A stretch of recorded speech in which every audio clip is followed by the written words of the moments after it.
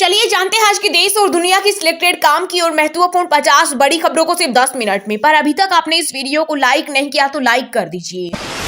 शाही परिवार का वारिस CM PM बने, इस कुप्रथा को चाय वाले इस मोदी ने तोड़ दिया। यूपी के कानपुर में गरजे पीएम मोदी। इस दौरान प्रधानमंत्री मोदी ने रोड शो किया, गुरुद्वारे में मत्था टेका, रामलला के दर्शन किए, आरती उतारी, दंडवत प्रणाम किया, खुली गाड़ी में लोगों का किया अभिवादन। सीएम योगी आदित्यनाथ भी रहे मौजूद। आरक्षण को खत्म करना चाहते हैं बीजेपी और आरएसएस, तेलंगाना में बोले राहुल गांधी। कहा मोदी सरकार आरक्षण के खिलाफ है, वह आपका आरक्षण छीनना चाहती है, जबकि कांग्रेस संविधान की रक्षा करने की कोशिश कर रही है। वहीं कांग्रेस अध्यक्ष खड़गे बोले मोदी झूठों के सरदार हैं, अगर भाजपा सत्ता में आई तो मोदी तानाशाह हो जाएंगे। ये चुनाव चेतावनी की घंटी की तरह है। भारत ने रक्षा क्षेत्र में हासिल की बड़ी उपलब्धि, अब दुश्मनों पर ड्रोन से होगी एयर स्ट्राइक। भारतीय कंपनियों ने तैयार किया स्वदेशी बम वर्षक ड्रोन, इसकी कीमत अमेरिकी ड्रोन से 10 गुना कम। तीसरे चरण में कल 12 बजे की 95 लोकसभा सीटों पर होगा मतदान। 1352 प्रत्याशियों की होगी अग्नि परीक्षा। पहले चरण में 102 और दूसरे चरण में 88 लोकसभा सीटों पर हुआ था चुनाव। जिनके शासन में 85 संशोधन हो चुके, वे हम पर संविधान बदल देने का लगा रहे आरोप। रक्षा मंत्री राजनाथ सिंह ने कांग्रेस पर बोला बड़ा हमला। कहा राहुल गांधी में आग नहीं, लेकिन हिंदू मुस्लिमों को बांटने की कोशिश कर आग से जरूर खेल रही है कांग्रेस मुस्लिमों को केवल वोट बैंक के रूप में देखती है। अमरनाथ की पवित्र गुफा से बाबा बर्फानी की पहली तस्वीर आई सामने। शिवलिंग की ऊंचाई 8 फीट। 29 जून से शुरू होगी 52 दिन की अमरनाथ यात्रा। पीओके हमारा था, है और हमारा रहेगा। रक्षा मंत्री राजनाथ सिंह बोले अब पीओके को बलपूर्वक अपने कब्जे में करने की जरूरत नहीं पड़ेगी, क्योंकि इससे लोग कश्मीर में विकास को देखने के बाद खुद भारत में शामिल होना चाहते हैं। छत्तीसगढ़ समेत देश के 7 राज्यों में हीट वेव का अलर्ट। एमपी यूपी में 42 डिग्री और आंध्र प्रदेश में 46 डिग्री पहुंचा तापमान। वहीं एक रिसर्च में दावा किया गया है कि लगातार 2 दिन लू चले तो जान का जोखिम 14.7% तक ज्यादा बढ़ जाता है।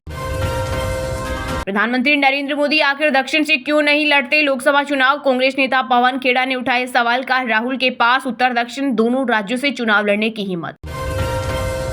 राहुल जी दिक्कत सीट में नहीं बल्कि आप में है, जहां जाओगे वहां हारोगे। केंद्रीय मंत्री अमित शाह ने कांग्रेस नेता पर कसा तंज। का आप रायबरेली से भी भारी अंतर से हारेंगे, अगर आप भाग भी जाएंगे तो लोग आपको ढूंढ लेंगे।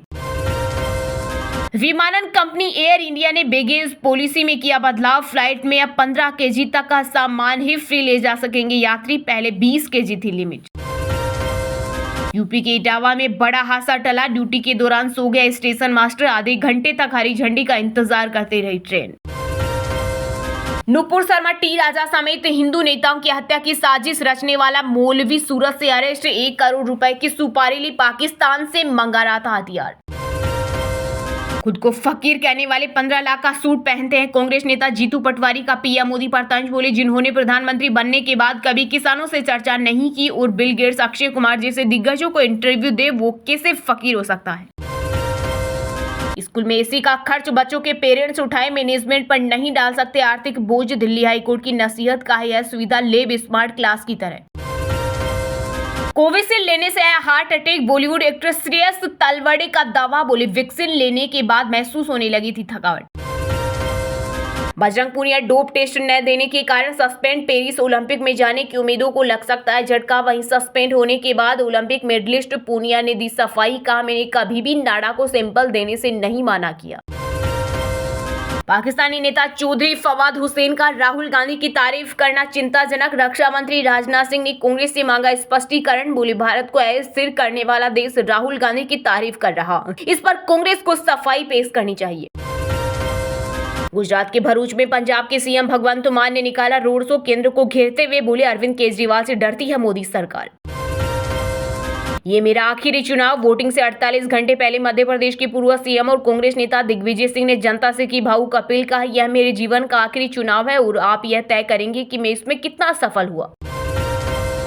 लोकसभा चुनाव के बीच कर्नाटक के बंगलुरु जल संकट ने लिए राजनीतिक रंग। एक दूसरे को दोषी ठहरा रही पार्टियां पीस रहा आम आदमी। समाजवादी पार्टी के मुखिया अखिलेश यादव के रोड शो में सपा समर्थकों ने लगाए अभद्र नारे। साथ ही समर्थकों महाराणा प्रताप की मूर्ति पर भी चढ़े। मामले में पुलिस ने दर्ज की एफआईआर। कर्नाटक में 10 किलो चावल से चुनाव जीतेगी कांग्रेस। सीएम सिद्धारमैया बोले हमने 5 गारंटियों को किया पूरा।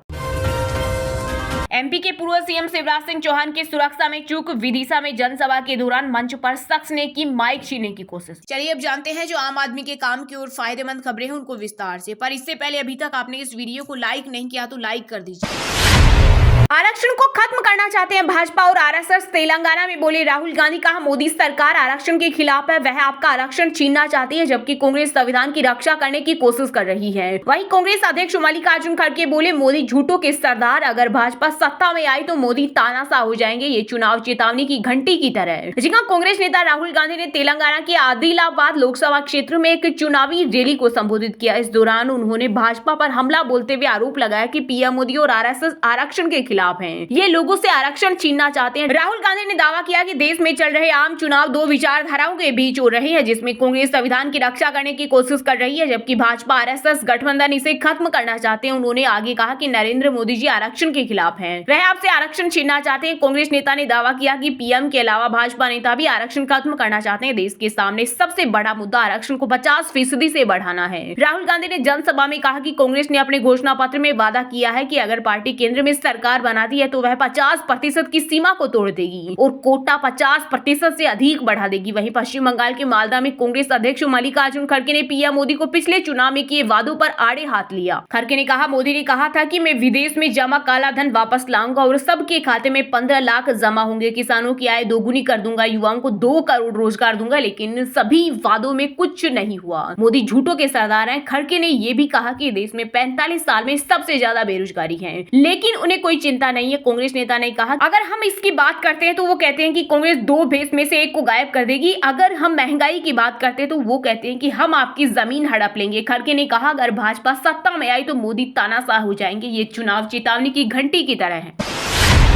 जिनके शासन में 85 संशोधन हो चुके, वे हम पर संविधान बदल देने का आरोप लगा रहे। रक्षा मंत्री राजनाथ सिंह ने कांग्रेस पर बोला बड़ा हमला, कहा राहुल गांधी में आग नहीं, लेकिन हिंदू मुस्लिमों को बांटने की कोशिश कर आग से जरूर खेल रही है कांग्रेस। जी हां, रक्षा मंत्री राजनाथ सिंह ने एक इंटरव्यू में राहुल गांधी और कांग्रेस के अलावा लोकसभा चुनाव में भाजपा की जीत, चीन से सीमा विवाद, पाकिस्तान के आतंकवाद और पीओके पर कब्जे को लेकर बात की। रक्षा मंत्री ने कहा, कांग्रेस नेता राहुल गांधी में कोई आग नहीं है, जबकि उनकी पार्टी चुनावी फायदे के लिए हिंदू मुस्लिम विभाजन की कोशिश कर आग से खेल रही है। रक्षा मंत्री ने कांग्रेस पर सामाजिक सौहार्द बिगाड़ने और धार्मिक आधार पर तनाव पैदा करने की कोशिश का आरोप लगाया। उन्होंने कहा, वे चुनावी फायदे के लिए हिंदू मुस्लिम विभाजन का प्रयास कर रहे हैं। राजनाथ सिंह ने कहा, हम हमेशा अपने वादे पूरा करते हैं, हम अपने विश्वसनीयता पर कभी प्रश्न चिन्ह नहीं लगने देंगे और देश की एकता व अखंडता से समझौता नहीं करने देंगे। हमने अपने चुनाव घोषणा पत्र में जो भी कहते हैं उसे लागू करते हैं। उन्होंने कहा, हम एक राष्ट्र एक चुनाव की योजना पर आगे बढ़ेंगे, हम इस पर सभी राजनीतिक दलों समेत प्रत्येक वर्ग की राय लेंगे। राजनाथ ने आगे कहा कि पीएम मोदी पर देश को भरोसा है, इस बार चुनाव में एनडीए 400 सीटों को पार कर जाएगा और भाजपा को 370 से अधिक सीटें मिलेंगी। उन्होंने दावा किया कि उत्तर प्रदेश और पश्चिम बंगाल में हमारी सीटें बढ़ेंगी और हमें तमिलनाडु में कुछ सीटें मिलेंगी। इसके अलावा हम आंध्र प्रदेश और तेलंगाना में अच्छी संख्या में सीटें जीत रहे हैं। रक्षा मंत्री ने कहा, कांग्रेस ने 80 बार संविधान संशोधन पेश किए। उन्होंने इमरजेंसी के दौरान प्रस्ताव में बदलाव किया। भाजपा सरकार संविधान में कभी बदलाव नहीं करेगी और न ही आरक्षण खत्म करेगी। कांग्रेस लोगों में डर पैदा करने और वोट बैंक की राजनीति के लिए गलत खबरें फैला रही है। वहीं पीओके को लेकर राजनाथ ने कहा, पाकिस्तान के कब्जे वाला कश्मीर पर भारत को हमले की जरूरत नहीं है, वहां के लोग खुद भारत में शामिल होना चाहते हैं। रक्षा मंत्री ने कहा कि पीओके हमारा था, हमारा है और हमारा ही रहेगा। मुझे लगता है कि पीओके के लोगों की ओर से मांग उठेगी कि वे भारत के साथ रहना चाहते हैं।